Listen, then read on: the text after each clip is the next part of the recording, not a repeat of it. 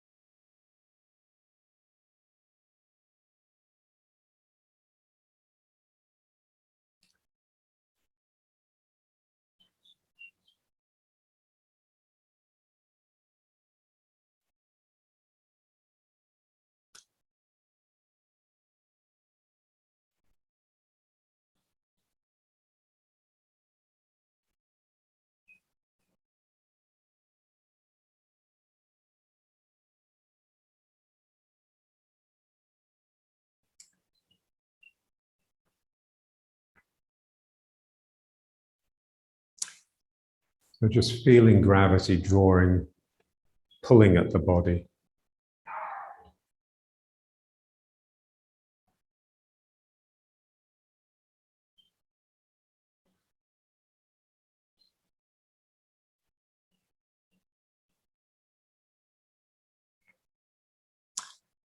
And then just feeling yourself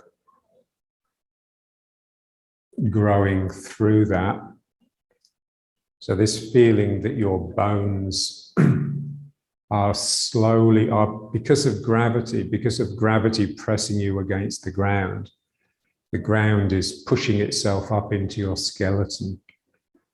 So your skeleton is becoming of the earth, of the ground. And obviously it's better if you're on earth rather than on a floor, but a floor is better than nothing.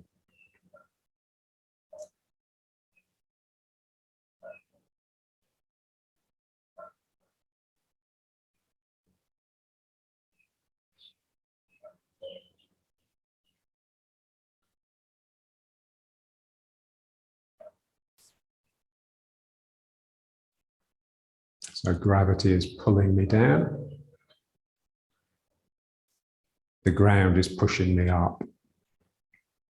So there's a balance, there's equilibrium.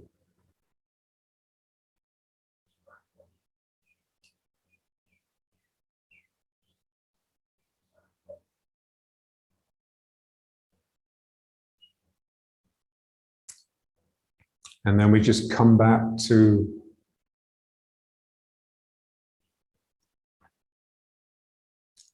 what we can call mind, heart, and spirit. Yeah? So just coming back to the mind, but not to the mind in its thinking capacity, which is what we're trying to get out of, but simply mind as awareness, as presence and awareness. I am in the world as my eye in its visual field. You're just an eye that's just observing. You're just sensing the world, bringing it all in, and just not thinking about it. So there's no separation between the aware mind and the world it's aware of. It's just a part of that world. It hasn't separated itself off in order to build its own internal world.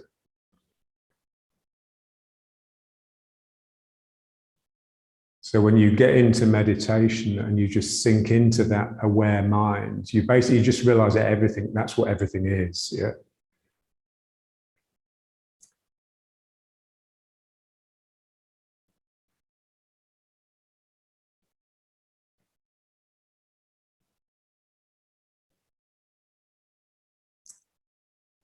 And then your heart. So now just in your heart. Yeah. So your heart is like a warmth and a connectedness. Your heart connects with other hearts. Yeah.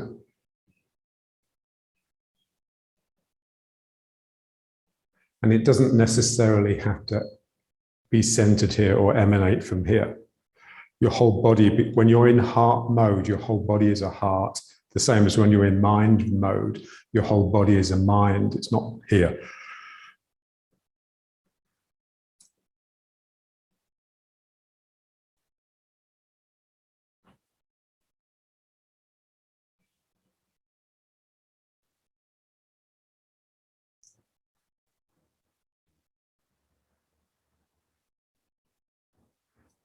So what they both, so mind and heart, they both require relaxation.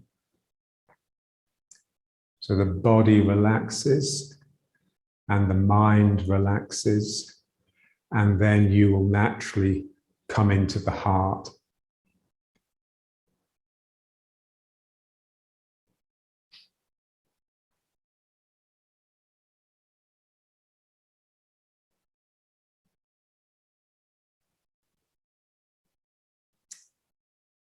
So let's just do those directions. So sinking the shoulders.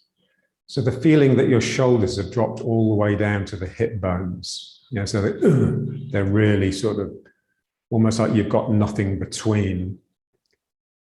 And heavy elbows. So that's the direction that they give in Tai Chi. Imagine that elbows heavy so that the shoulders are being dragged down. And then loosen the hips. So just relaxing across here. So the sacroiliacs relaxing. If you can't relax the sacroiliacs, then your bum will always stick out a little bit. So just relaxing across here. So you just get a spread across the back. Feels like you're smiling into your sacrum. And relaxing here. And then this whole area, just loosening and relaxing, letting go. As you let go, you'll feel more on the outside edges of the feet because this will tend to happen. And then as you relax and loosen the hips, there's a sense of expansion. You're expanding into nothingness, really. And that will draw you into a concentratedness. There'll be a sense that there's another force balancing that, which is a drawing in. So as I relax outwards, something starts coming in, and that's the concentrating spirit. So that's the spirit. That's, you know, that's what we're looking for, really. So as I relax the body, something gathers. And it can be mind in Dantian, or you could just think in terms of concentrating the spirit.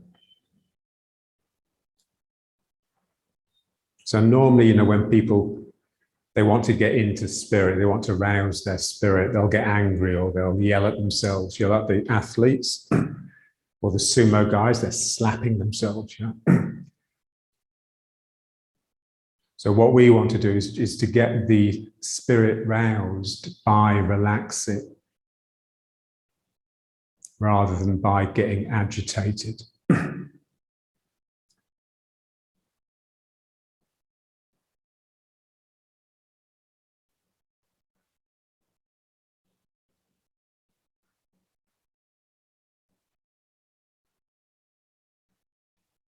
And you can feel it as, you know, as you expand, imagine a container. As you expand into it, it would return. The limits of the container would force a return. So you can think of it as that, you're just relaxing into your body. So most of the time, it's like the mind is just working all the time. So what I'm operating from generally is not my own body, but my own image in my mind of my own body. And it's normally very much different than the real body. So when you relax and let that image go, then it feels like you swell, almost feels like you're getting fat. Yeah? You're just filling your body, and then there'll be a natural drawing in from that. You can also think of it as just that sort of the center in the mist that stops the mist from dispersing completely, that just holds it together, center of gravity, basically. Yeah.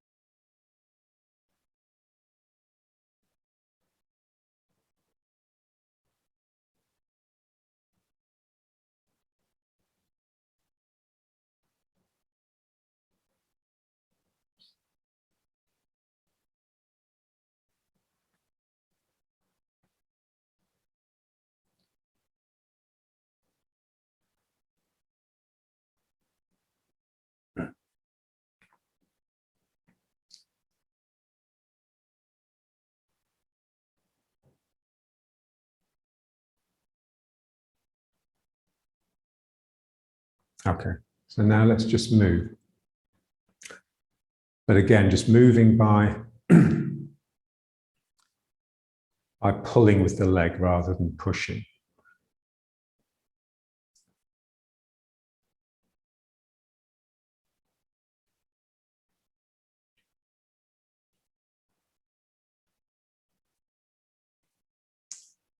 So as I leave the leg can become active, and especially the foot, so my toes spread. And then it's as I reach the limit of that spread, if I want to keep the movement going, it has to come back in. And it's that starts me moving towards the foot.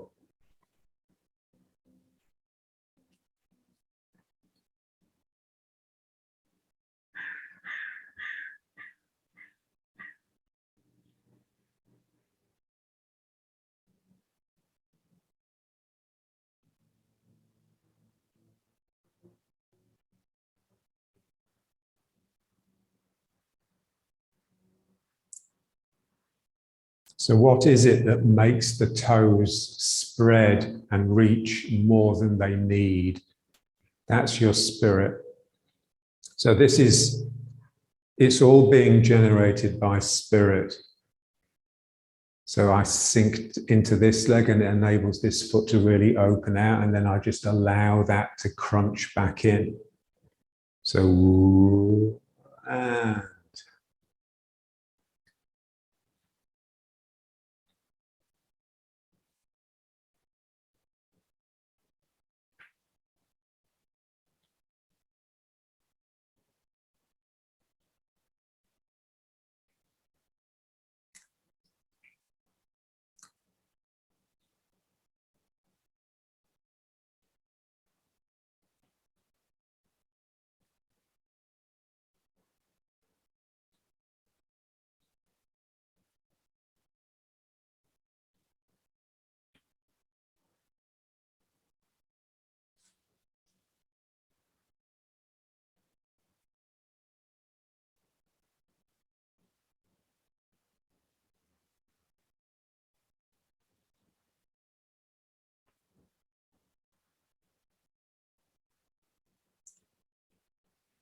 yeah, so for a moment, something in me sort of explodes, but then instantly draws back in.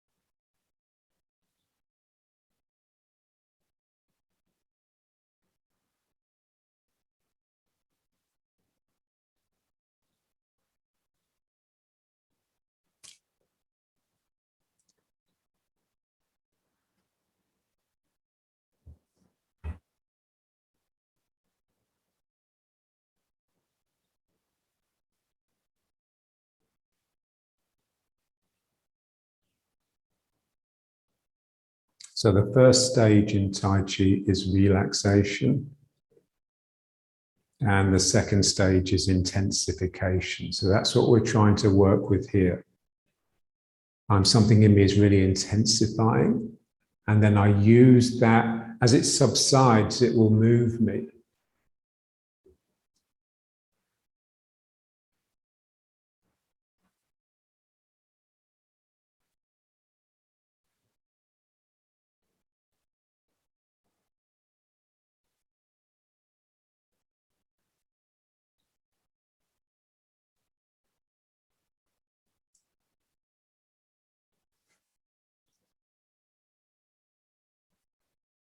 And it's basically ward off. It's basically something in you gets shorter and rounder. You become more sort of squat. So the head sort of shrinks down into the shoulders.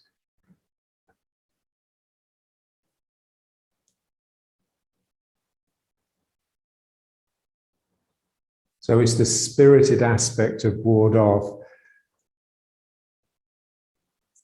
That's why ward off is so important in Tai Chi. It's not because it wards people off or keeps them away or yields.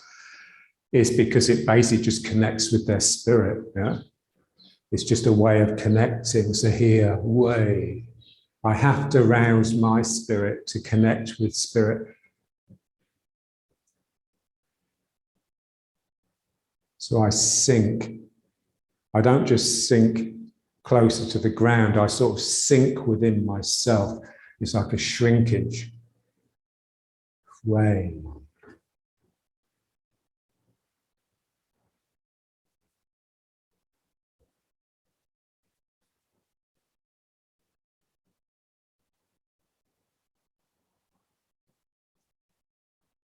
Yes, this is just really important. Yeah.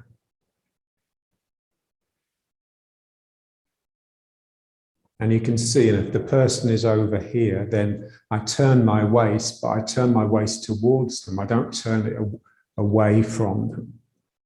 So I yield by turning towards the person. Otherwise, Tai Chi is just, the yielding that we learned, I'm just beginning to realize it's just basically just avoidance. Yeah. So it says in the classics, when you yield, the first thing you must do is hollow your chest. First thing I do is pull this in. Yeah. So whee. Yeah. So there's a trigger. What's the trigger? What's the trigger that makes the foot start pulling?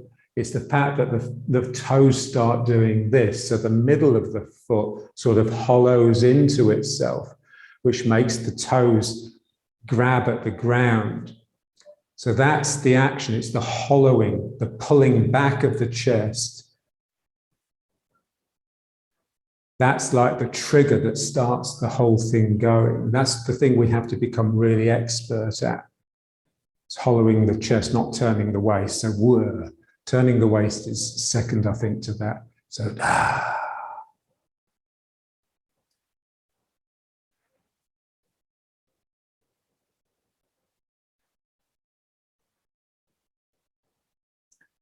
yeah, so when I hollow the chest, my arms naturally come out. I mean, if you see most Tai Chi, compared to the Tai Chi that even John's Tai Chi, his ward off was big.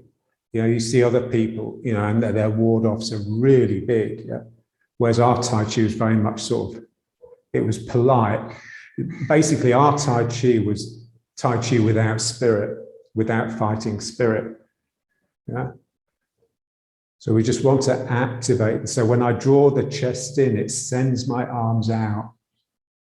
Yeah, so I send my arms out, not by bringing my energy up and moving forwards. I let my arms swell out by pulling backwards into the back foot and pulling the back right back. Yeah.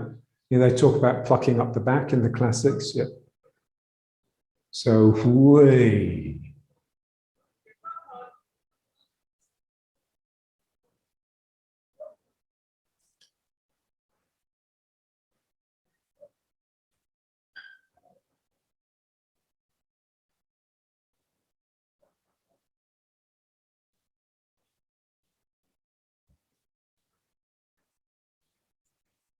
Like those two pictures. I mean, that article, those two pictures that it's part of the Tai Chi guy.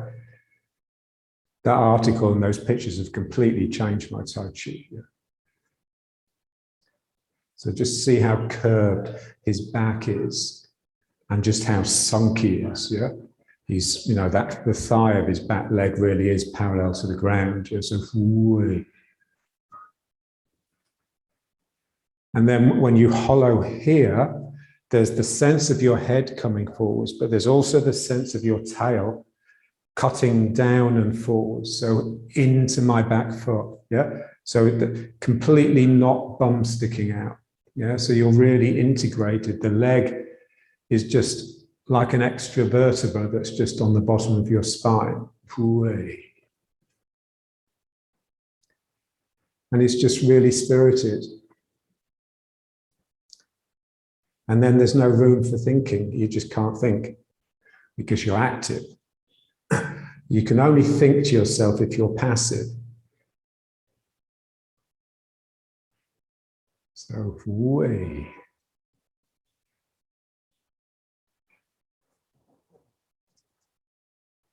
Okay, so let's just bring it back.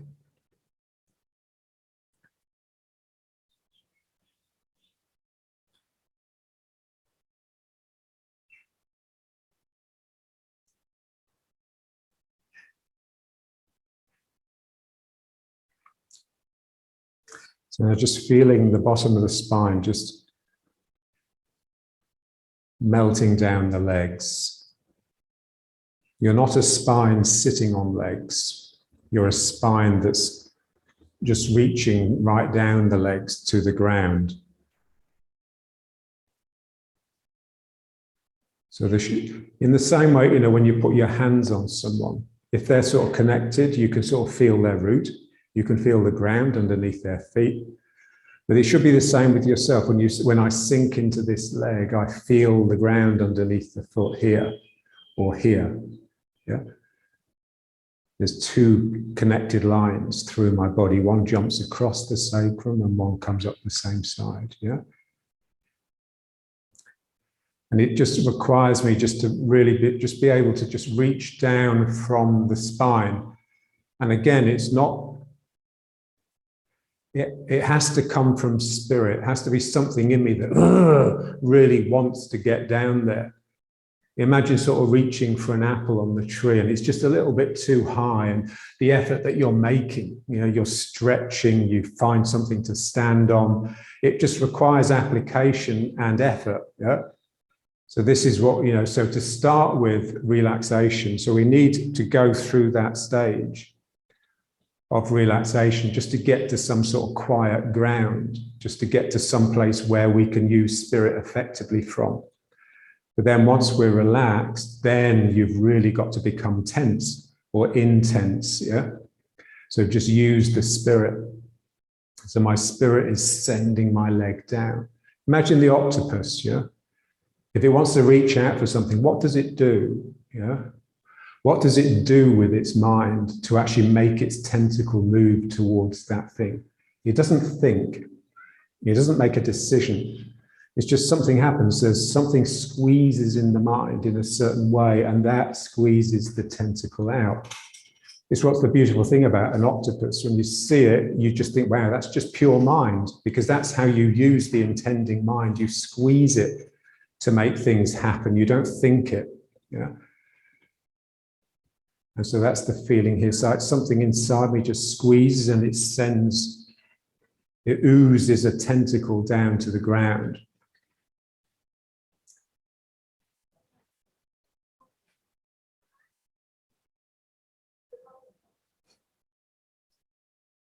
So I'm very much not a mechanical object. I'm not a robot, yeah? That gives, you know, the central processor gives commands to do certain things and walk around. I'm this organic mind that's just oozing and flowing. That's just really just, you know, it just gets to the point where you can't separate mind and spirit, because it's just one thing.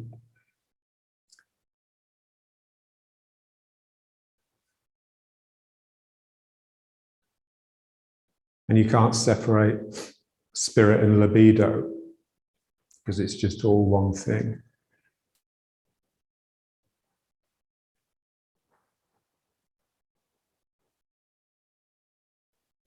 Okay, now let's just do a little bit of the breathing. So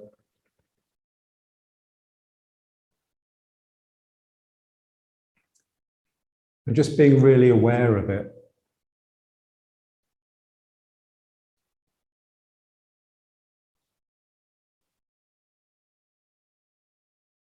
You know, so imagine you're sort of walking through the jungle and you sort of came across this tiger that was asleep. He's lying down all curled up and you're frightened. You're not sure if it's alive, and then you notice that it's breathing. Its body is heaving with the breathing. So this is how this is. It's like I'm breathing not just with my diaphragm, not just with my lungs, but my whole body, and particularly the spine. So the breathing is moving every part of me. The part that's moving the least is my dantian, really. Even my feet feel as though they're moving. They're still doing this on the ground.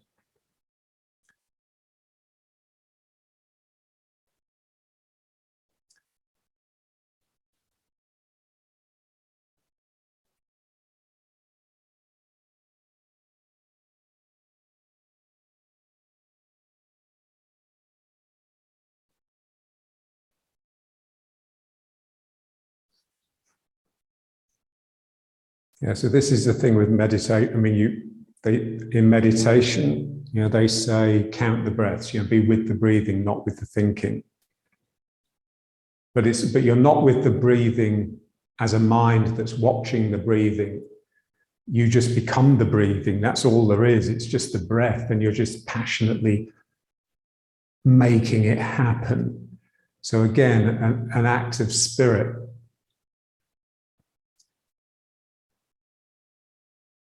So that's all you are. You're just like a breathing machine. And you're not watching the breathing. If you're watching the breathing machine, it just implies that you have a separate mind from your body. We just want to be totally integrated with just one thing, which is just this heaving, passionate, breathing body.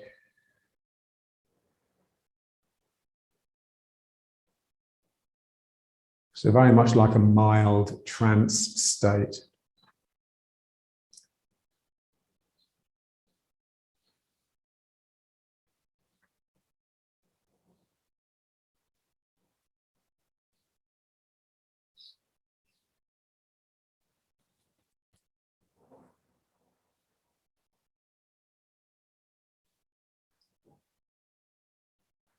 So when you breathe in, really pull the muscles in the belly area.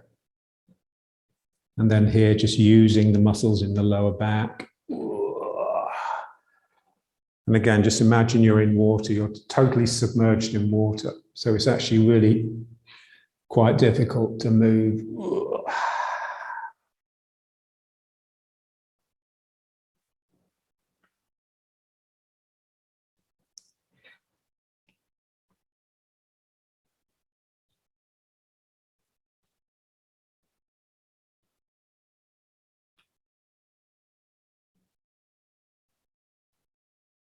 That's it. So it almost feels like you're exposing your insides here. And then here you're curling back up.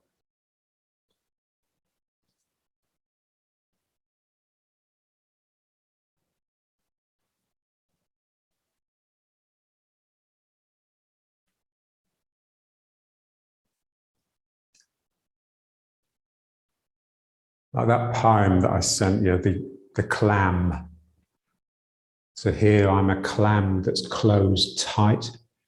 And then here I'm a clam that comes up to the surface to drink in the moonlight. Yeah. And it exposes all its insides when it opens up, and then it closes again.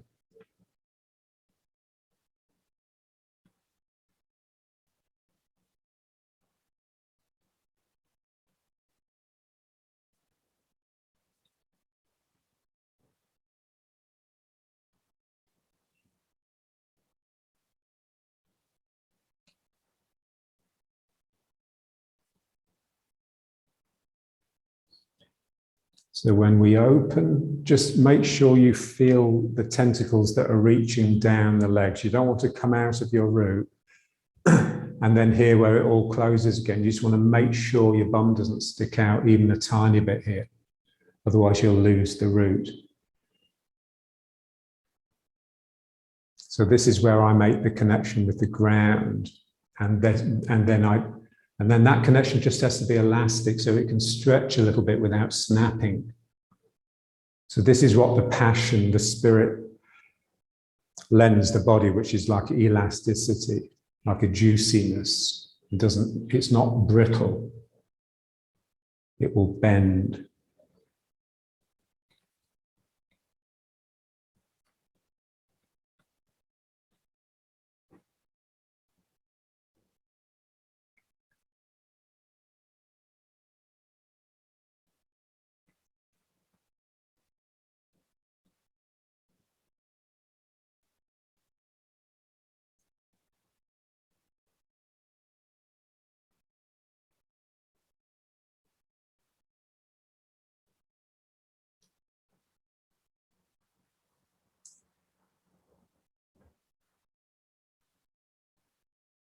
Okay, so let's just bring it back to our riding horse. So again, this feeling of the legs reaching down. Yeah. We're very good at being statues, at rising up or rearing up from the ground. We're not very good at reaching down and drawing ourselves down. So that's what we need to practice most. And just feeling what a different mind it is. When you rear up, you're basically separating yourself from the ground. So instantly you're in the mind that separates, the mind that sees itself as being distinct from the objects it's surrounded by. Whereas when I'm reaching down, I'm connecting with the ground. And really it's like interest. You know, John always used to say, you've just got to be more interested in the other person than you are in yourself. Yeah. And so here something in me is really interested. It really wants to get down and just see what's down there. It's like a natural curiosity that we tend to lose as we become experts at reducing our life, really.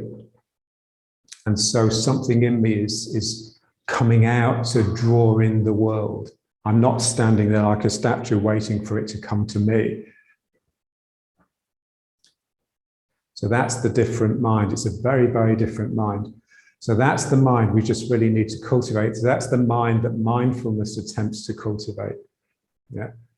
You're just interested in everything. You're mindful of everything that you do. You have that, there's a spirit of interest.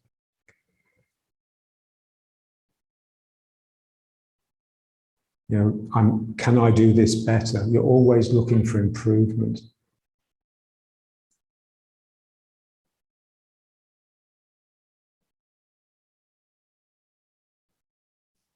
And it's a much more attractive mind because it's just less selfish, it's less self-centered.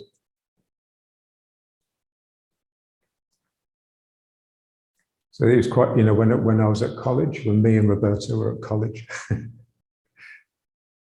So at lunchtimes and in the evening, me and my friends from the science college used to go to the Royal College of Art and eat there because the food was just far superior. But also the people were far superior. So what was interesting about the artists was just how open their minds were. They're just interested in everything. Yeah. Whereas the people from the Royal College of Music, the musicians, were just neurotic and extremely unpleasant generally. It's quite interesting. Staying inside practicing for 9 hours a day isn't good for you.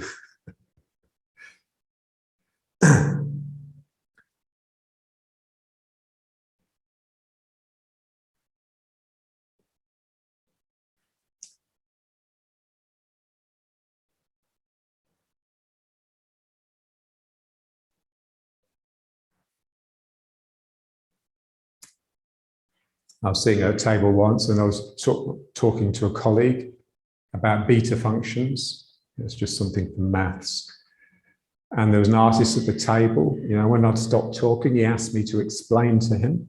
Yeah. And he got it. I just explained what they were and I could see his mind was sort of taking it places. I was stuck in my science. Okay, they're for this, this and the other. But he was, just a mind that's just willing to reach out and explore, not just by going outside, but explore the moment here. So something in me is reaching down. I'm hugging the ground. I'm drawing it up. Something here is coming out. So this is the important thing, really.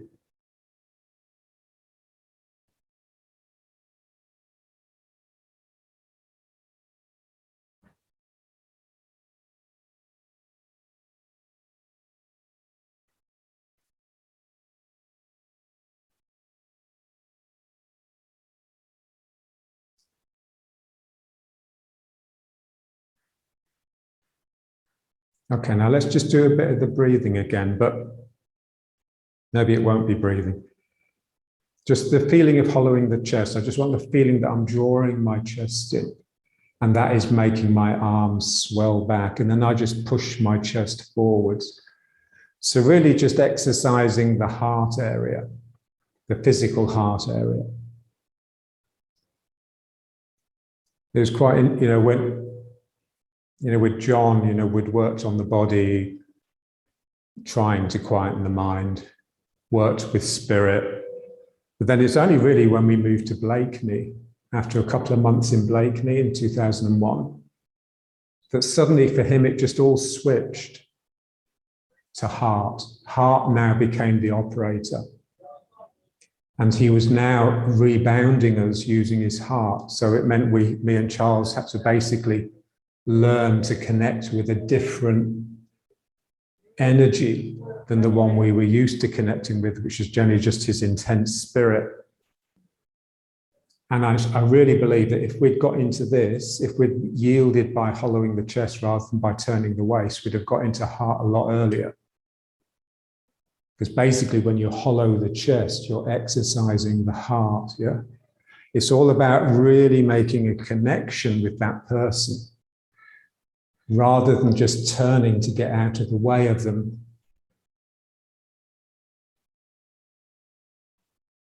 So I'm drawing my chest in because that tugs at the person, but it also sends my hands out towards them.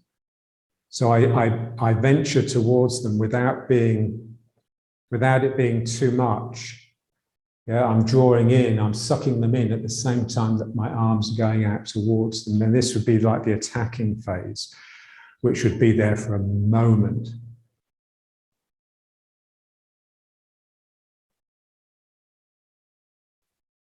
So it's very similar to the breathing we were doing, but that was tending to come more from the down chin. This is more just exercising the heart as though it was the belly.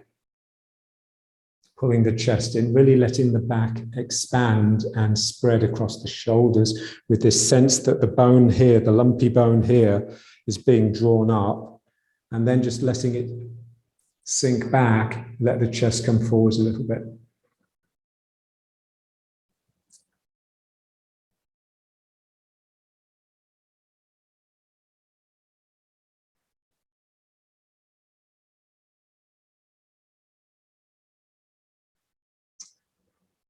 Yeah, so what we're aiming for really is that, when we do the form, we're not just drifting through this relaxed set of movements. It should be like really intense and fierce.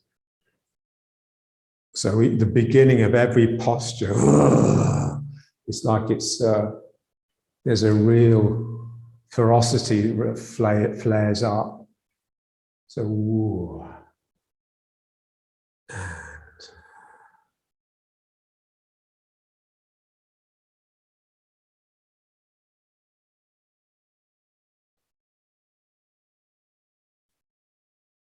so you're like a tiger that's consuming an animal. It's just caught.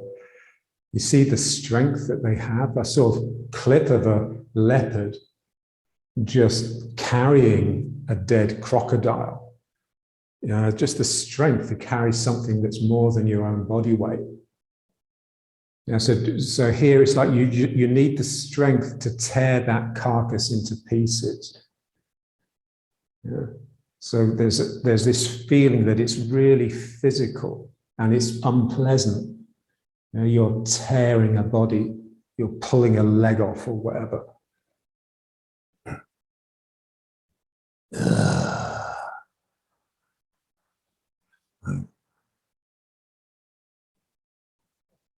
So you're drawing something in towards you, and then you're reaching out for the next bit. So it's very fundamental to what we are as human beings.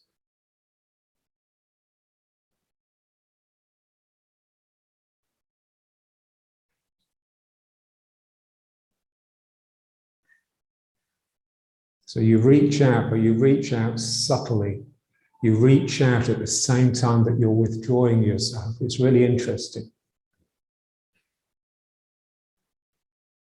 It's like if you want to reach something on the top shelf, and it's just a little bit too high, to actually get maximum extension, you just naturally turn away from it so that, you end up groping in the dark. So there's always that chance that things are going to topple off. So there's this sense that you're turning away in order to make a better connection.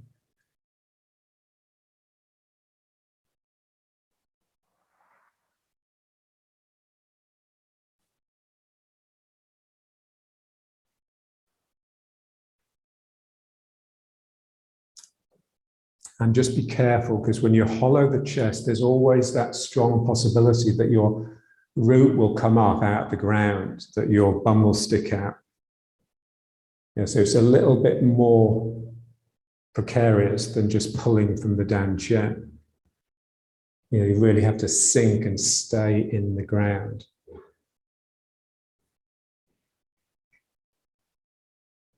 Okay, so let's just bring it back now. And just let it settle. Heavy shoulders, sink the shoulders, loosen the hips, and concentrate the spirit.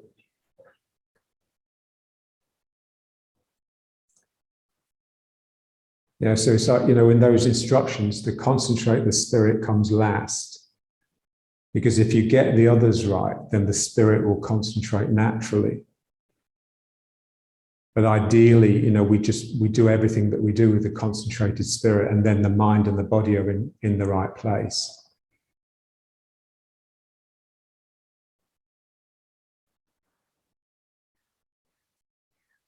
Okay, now let's twist. So trying not to let the hips move too much. You don't try too hard, but you're just pulling the shoulder around really. And then the other side. So just beginning to activate those two big muscles in the lower back, the spinal erectors, one after the other rather than both together. So here I'm pulling.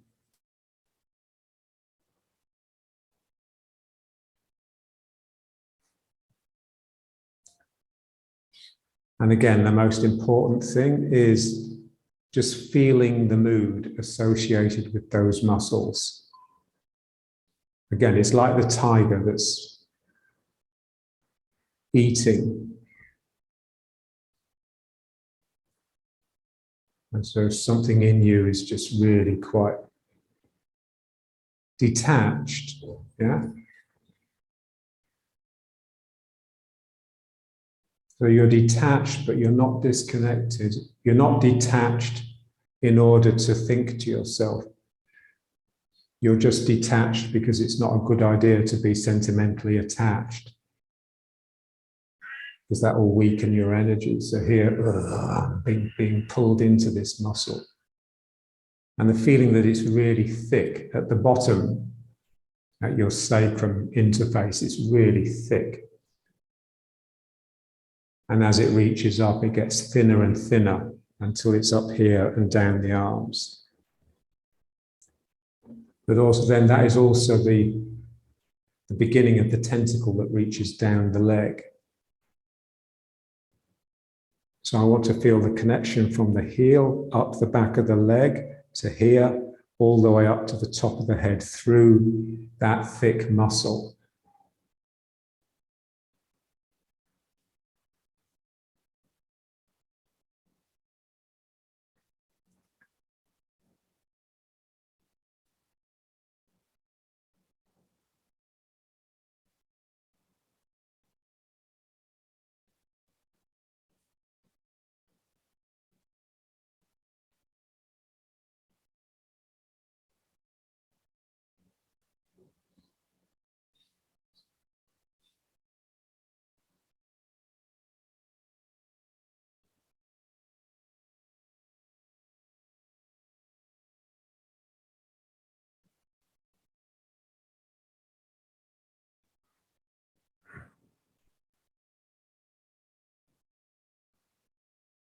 And just feel it. As soon as the mind wanders, it just snaps, and basically you have to start again.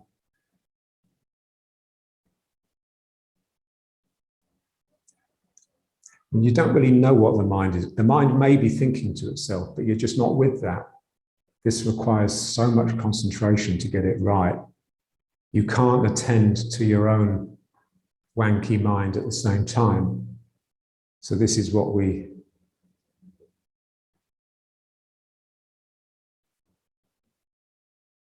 want. Wow.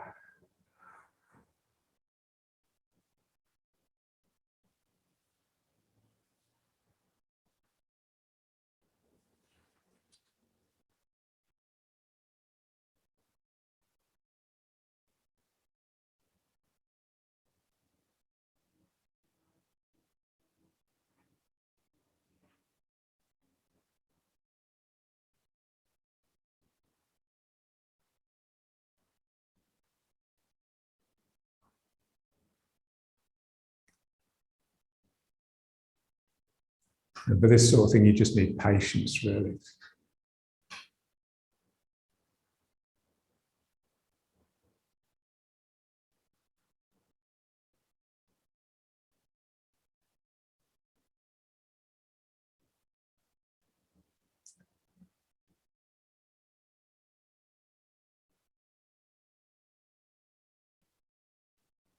So we're relaxed, but intense, relaxed with spirit. So the sort of tension that we are generally fraught with, you just don't get it in nature. Because if there was a tiger that was tense, it would be dead. It wouldn't be able to hunt. It would be worrying all the time.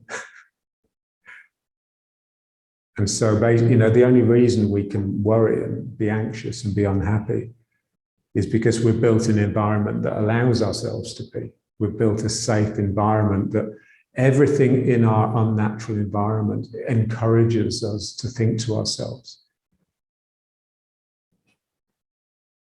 And for me, like the mobile phone, it's just the smartphone. It's just a symbol of the noisy mind.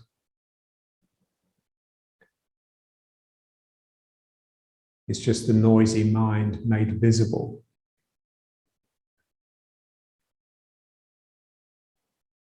Externalized.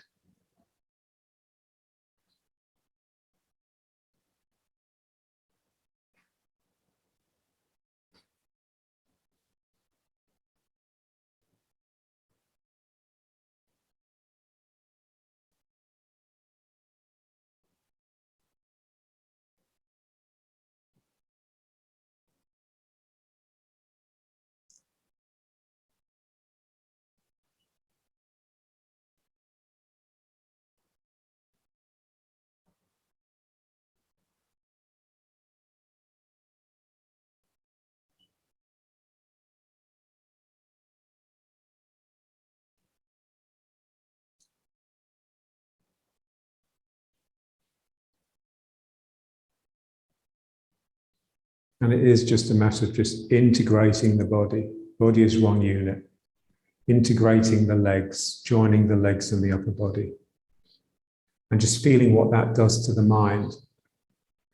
The mind that we normally use, the mind of the ego, is a mind that is constructed from a body that is separated here. Yeah. So when we really get into the legs, then it's just a very different mind. It's that interested mind that's just everywhere inside your body. It's not operating from on high. It's not the Lord surveying his domain.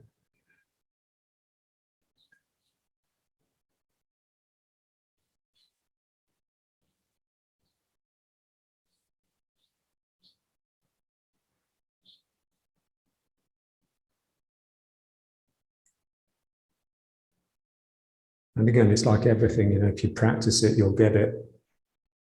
It may take 50 years.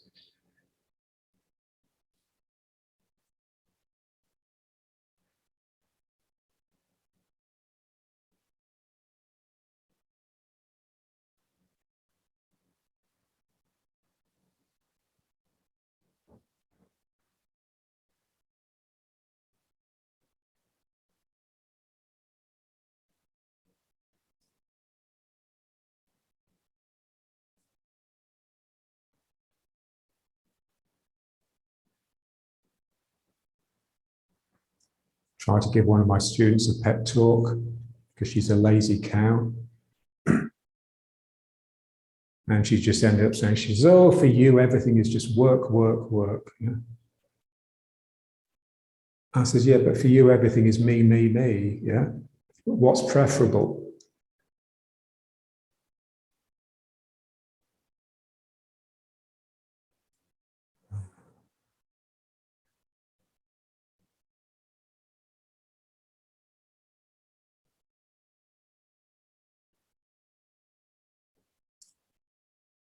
Yeah, so all of these things, you just keep it going long enough to get somewhere you've never been before. If you can, even just if you get a feeling that you think, oh shit, that's interesting. Yeah. if you do that, then you're working with spirit, basically. It's the spirit that creates miracles. The spirit will take you places you've never been before. You need spirit to venture into the unknown. Otherwise, it will kill you or hurt you.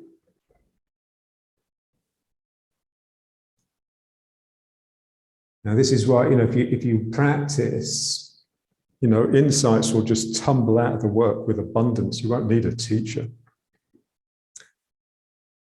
The spirit will teach you. Way.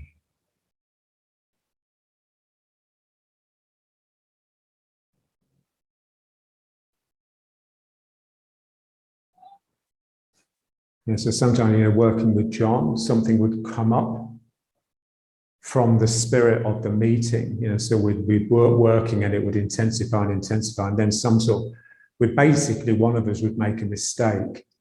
And the other one, because we were charged up and in this almost like heightened awareness, the other one would say, oh, that's interesting. What did you do there? I don't know. What did I do? And then often, because I've got the sort of stupid scientific mind that's used to extrapolating, I would with my mind, I would take it further. He says, no, that's your mind. It's not from the energy. So for him, it was just really important that it came from the energy, from the spirit, not from thinking about it. Because thinking can, you can project. This is what science does. It sort of uses the data to extrapolate and predict the outcome of experiments you could do, but you don't want to. So it's from the experience of the doing. And then that just leaves an imprint on your body the way your mind can never do.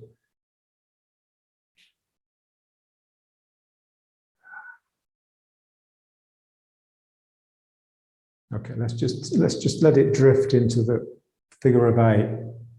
The same feeling that it's coming from these two muscles. It's not turning your waist like this. We just want to really get away from that. Want to get away from anything that's easy. Anything that allows me to have a wandering mind. I have to keep my mind on it. Because my mind is just really part of my energy. I want all of my energy involved in the activity.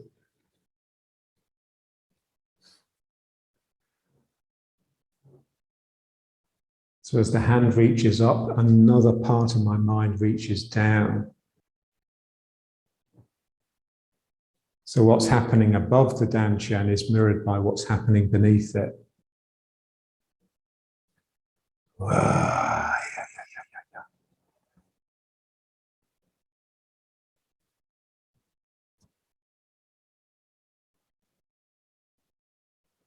Just making sure your bum is in. John always said that's the most important thing, and it is. Because it's the only way you'll integrate the body. It still requires a lot of work to integrate the body, but without the bum in, you'll never do it.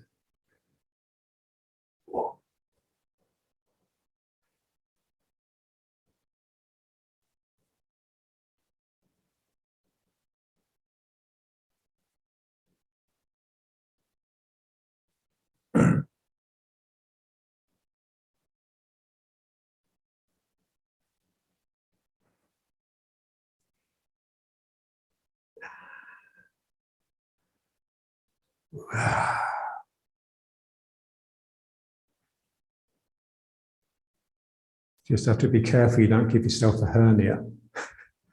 John gave himself a hernia by just working with too much intensity.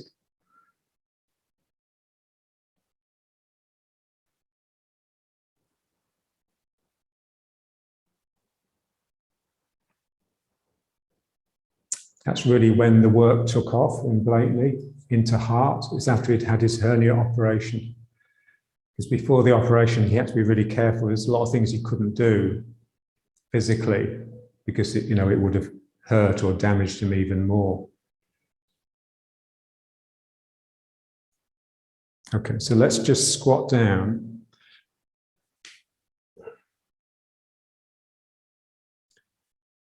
And just feeling how your mood changes as you get closer to the ground.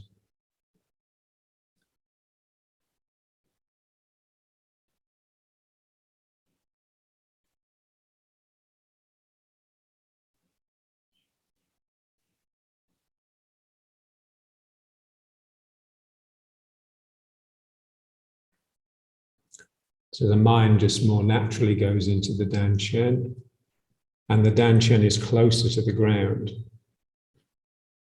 and your mind is just quieter.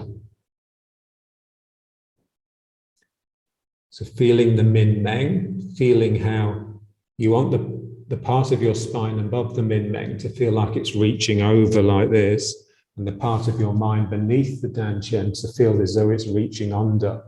And it's like they're both coming into the Dantian or into the heart, both of those loops.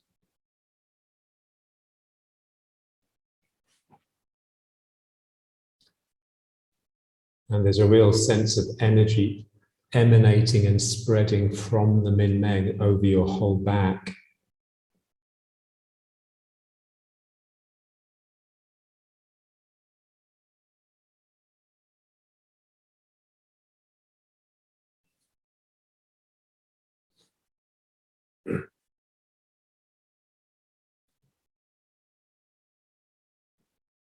So you just want to practice this squat until it just feels very natural and comfortable.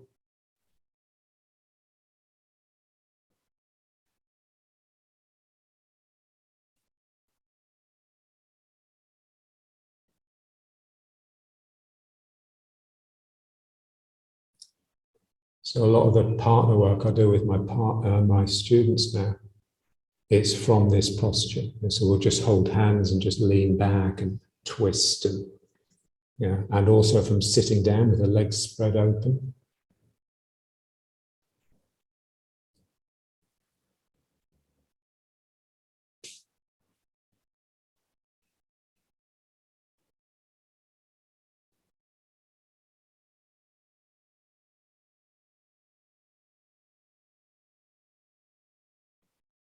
And then just placing the hands.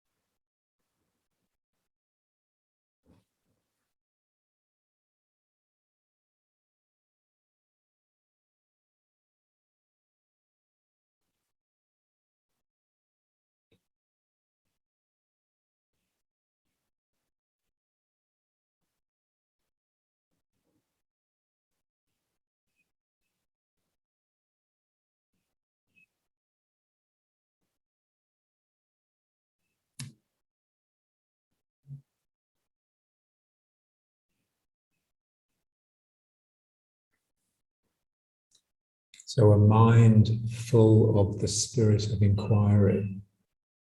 They talk about that, don't they? Different moods have spirit. The spirit of competition. So there's like there's a spark, a distinct, special spark to everything, really. So when I place my hands on the ground, there's a spirit of connection that's stimulated, and it's like a light turning on. And then suddenly something can happen across that interface. We want to feel that in the feet as well. So like when you're walking, as soon as the foot hits the ground, spin.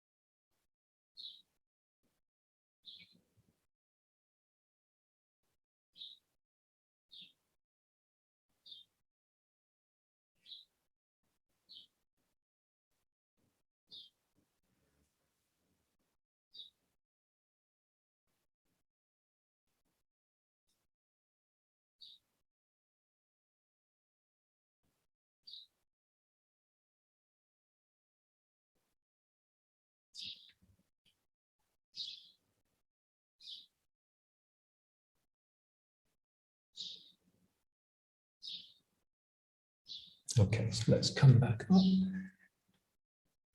Just again, just feel it. It's almost like you're ripping yourself away from the ground. And the eyes have to adjust because suddenly the ground is further away. So there's a real sense of having come away from something. So we'd like to still keep all these elastic threads pulling at the body. Okay, so now let's just finish just by walking around a little bit. So just with the toes. So just reaching out with the foot and just drawing in, almost like you just want to stay on your toes. Almost like you're walking around on tiptoes, trying to be really, really quiet so that you don't disturb the burglar.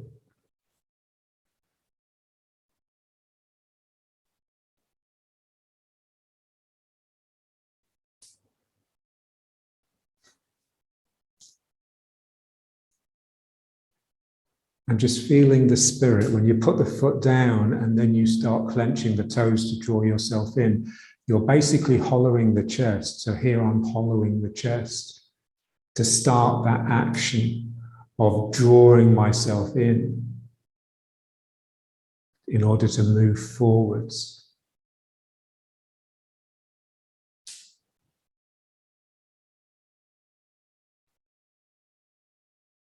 So I'm moving forwards, not by thrusting myself into the world, but by gently pulling myself forwards into it. So the part of me that's pulling is obviously moving back. The same, if I was pulling with the hand would be moving backwards, but the body is moving forwards. So, and just see those pictures of the Tai Chi man that I sent in your mind.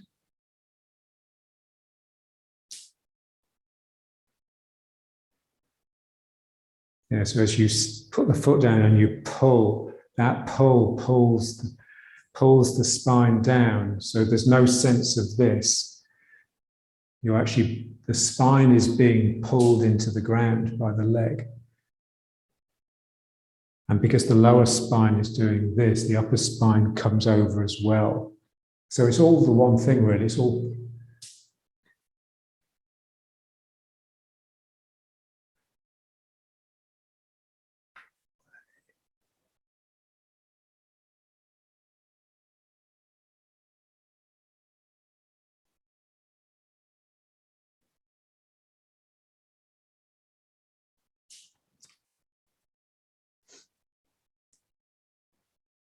And just be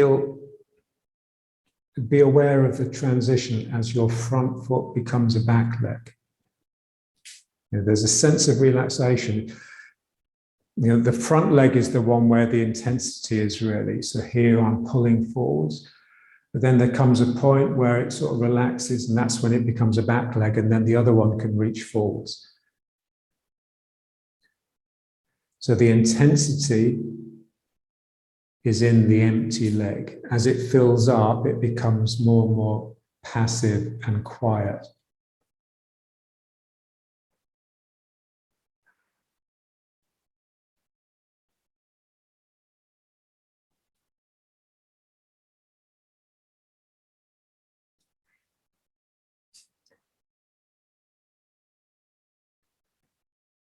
So really feeling the spine being drawn down into the heel. That's the most important thing, really, I think. Because when you get that, the mind, it just becomes so different. It's the problem with ego, it will requisition everything. It's like capitalism. Capitalism can market anything, including tools for its own dismantling. It's the same with the ego. As soon as you do something that starts deconstructing the ego will just find a way of using it to make it stronger. That's why it takes so long. So here, so this is really bowing here.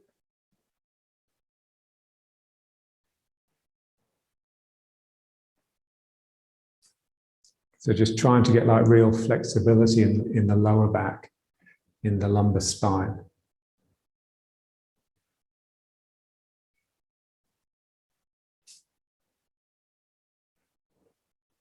I can see it in my students, when they manage to get that to bow backwards,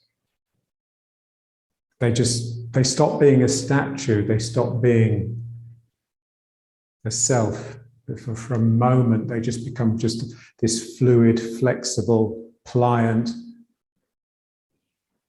body.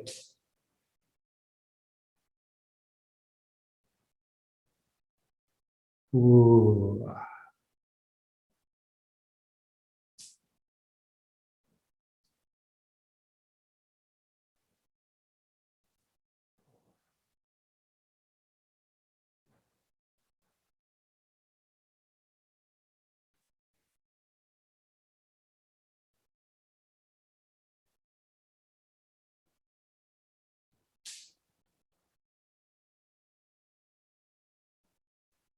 Okay, so let's just bring it back to riding horse quickly.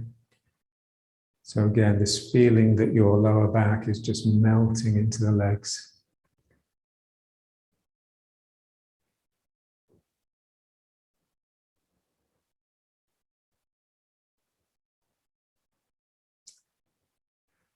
And it's not really strength, I don't think, that's required in the legs. Because when you get the correct mind, pain doesn't really come into it. Pain is something that you feel that separates you from the thing that's causing the pain. Whereas when everything's just so integrated and connected, maybe you'll feel the pain afterwards, but you don't feel the pain at the time. This is what soldiers say, isn't it, when they get wounded? If you shot the average person as they're walking down the street, they'd fall over and they'd be immobilized anyway, even if you shot them somewhere other than the leg. The soldier, because they're so intense, the energy's up. They get shot and often don't even feel the pain, they just carry on.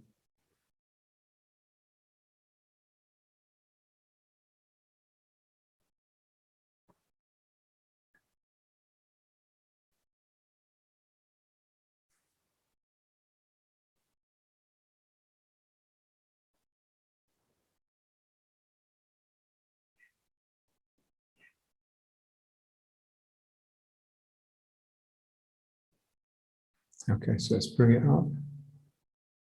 And again, just trying to straighten the legs without letting the bum go out, that's really difficult.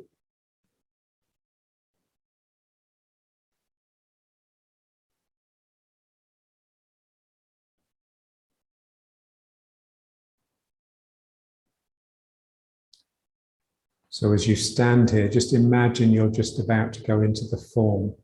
You're just about to bend the legs. So there's more of a tendency to bend the legs than straighten them. So that's how you sort of keep the bum in, really.